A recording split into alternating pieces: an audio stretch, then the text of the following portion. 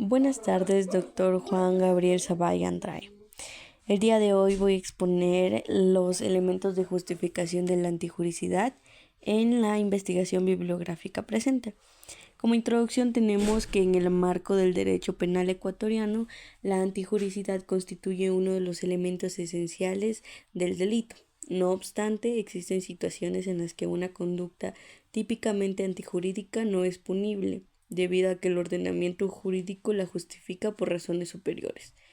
Estas circunstancias se conocen como causas de justificación y están debidamente desarrolladas en la legislación penal del COIP y en la doctrina ecuatoriana.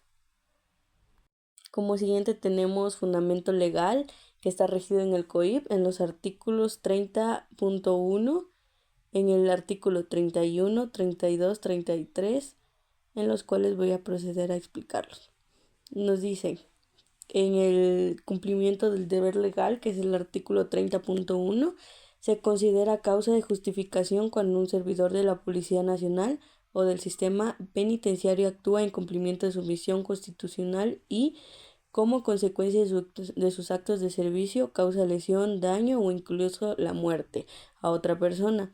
Para que esa conducta esté justificada, primero debe cumplirse 3 requisitos: que el acto se realice durante o como consecuencia del servicio, que se observe un uso progresivo, proporcional y racional de la fuerza, o que exista una amenaza o riesgo inminente de la vida a un bien jurídico protegido. Este artículo reconoce que, en ciertos contextos operativos, los servicios públicos no incurren en delitos si actúan conforme a la ley y los protocolos. En el artículo 31 tenemos el exceso en las causas de exclusión. Cuando alguien se excede en el uso de una causa de justificación, no queda exonerado totalmente, pero se le aplica una pena atenuada, 1/3 de la mínima establecida en el tipo penal. En el artículo 32, el estado de necesidad. Este justifica la conducta que causa daño a fin de evitar un mal mayor, siempre que tenga estos 3 requisitos: el derecho protegido esté en peligro actual y real, el daño causado sea menor que el que se intentó evitar, que no exista otro medio menos perjudicial. En el artículo 33, legítima defensa, este consiste en actuar en defensa de cualquier derecho, ya sea propio o ajeno, cuando se presente una agresión actual e ilegítima, necesidad racional de defensa, falta de provocación por parte del defensor.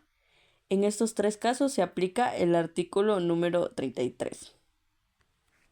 Como siguiente tenemos la comparación de las dos teorías. La primera es la doctrina penal de Ernesto Albán Gómez, que en su obra Manual de Derecho Penal Ecuatoriano, en el tomo 1, el jurista Ernesto Albán Gómez expone que las causas de justificación legítima, actos que normalmente serían delictivos, siempre que se realice en contextos autorizados por el derecho.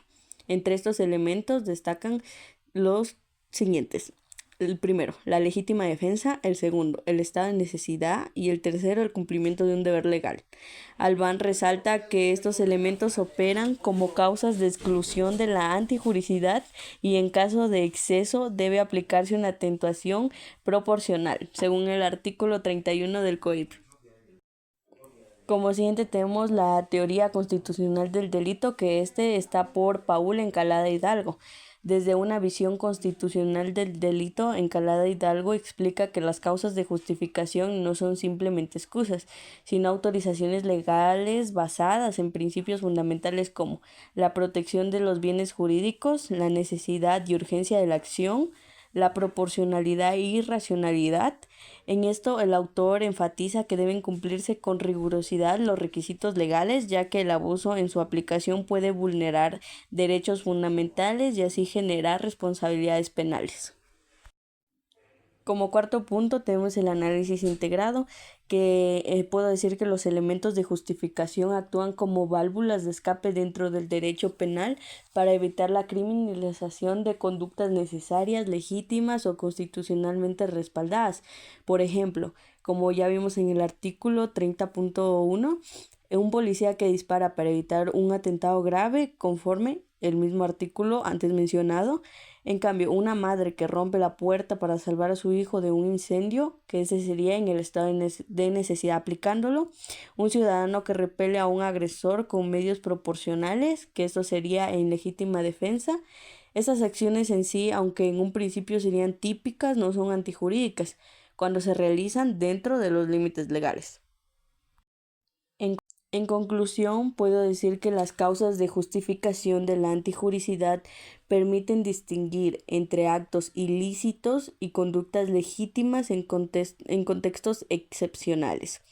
Están contempladas explícitamente en los artículos 30.1, 31, 32 y 33 del COIP y desarrolladas por la doctrina nacional. Su adecuada interpretación y aplicación permiten garantizar un derecho penal justo, proporcional y respetuoso de los derechos fundamentales en los ecuatorianos. Muchas gracias, eso ha sido todo.